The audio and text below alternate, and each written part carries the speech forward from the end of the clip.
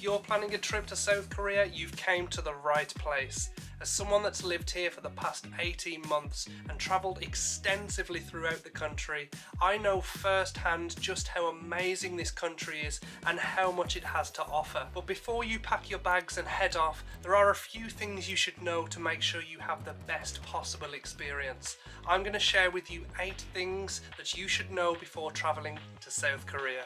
Number 1 is the language. Korean is the official language of South Korea, and whilst most people here speak a little bit of English, it's always useful to learn a few phrases just before you come to South Korea. But that being said, it's entirely possible to live in Korea and even travel here without knowing any Korean at all.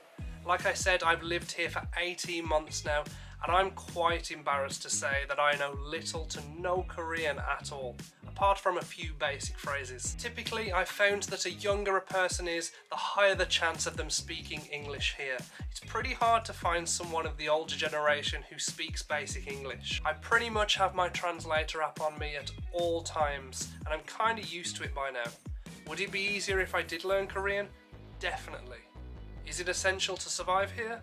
Absolutely not. Although if you are travelling to South Korea for a relatively short amount of time, I would highly recommend brushing up on some basic phrases. It's going to make your travels here a lot smoother. Number 2 is transportation. South Korea has an excellent public transport system. Korea's subways and buses and trains, they're convenient, they're clean and they're efficient. It can sometimes feel like there's a new station added on the subway every single month. It's constantly growing, and the rail network, the bus networks will take you to every corner of the country. Public transport is crazy cheap. The subways and the buses, the fares start at just 1,200 won, and you can pretty much travel the entire distance of Seoul for that price. In other countries, a journey of that distance would cost a hell of a lot more than that. In all of South Korea, the island of Jeju is probably the only place where renting a car might make sense, and even then it's not even necessary. There is also tons of English information and a relatively simple subway map in each city. To get the ball rolling, you can start by picking up a T-Money card. You can get these at like any convenience store or subway. They're usually at these little vending machines, and you can also use the vending machines to load money onto your card. And if you've been to any other major city, you just tap them on and away you go.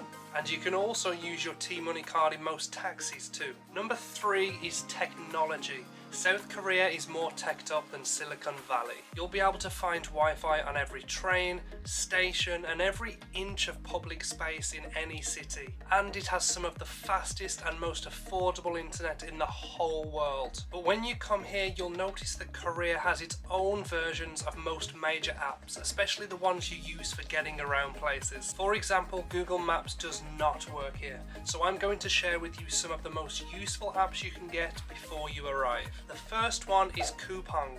This is pretty much the Korean Amazon, and you can get anything on here, and I mean anything, and it's dirt cheap, and most of it's next day, if not same day delivery. It's incredible. Next, Coupang Eats. Exactly the same, but it's for food.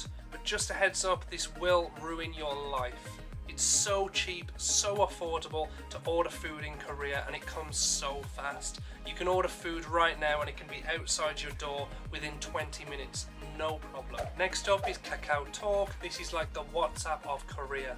Nobody texts the traditional way in Korea, it's all Kakao Talk.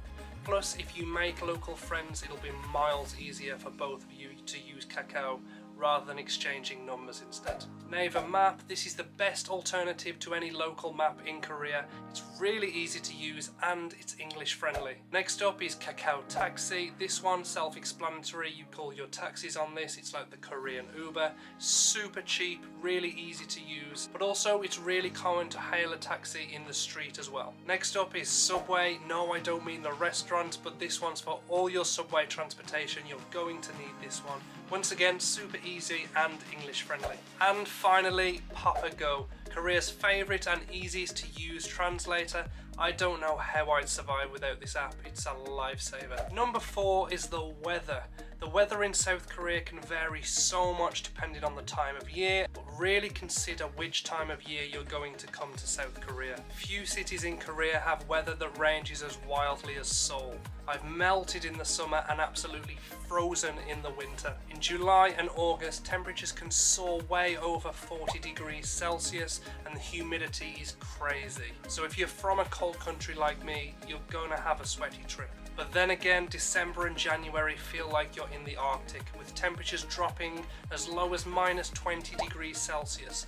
I don't know about you, but that's really cold. So Korea has its extremes at all times of the year. But honestly, I kind of like it that way. Just use your best judgment before you come here. In my opinion, the best months to come are like March and April, or September or October, just when it's cool enough and just warm enough to have a good time. Number 5 is food. Now, as a Westerner, Korean food can be really exciting. Most people know of Korea for its Korean barbecue, which is a must try. The sizzling meats and veggies in front of you, paired with the abundance of side dishes, pickled vegetables, kimchi, all the rice you can eat is just a sensory feast. Another Korean dish which is becoming increasingly popular all over the world now is bibimbap.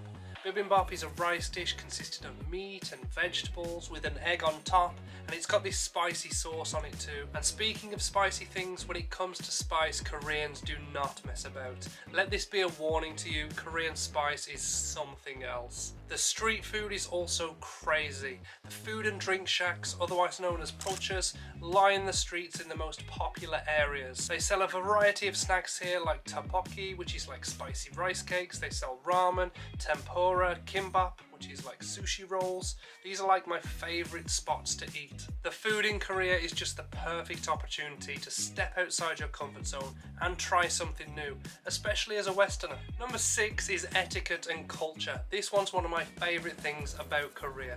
Etiquette and even respect are fundamental values in Korea. They play such an important role in everyday interactions and social relationships. A crucial aspect in the culture here is the practice of bowing.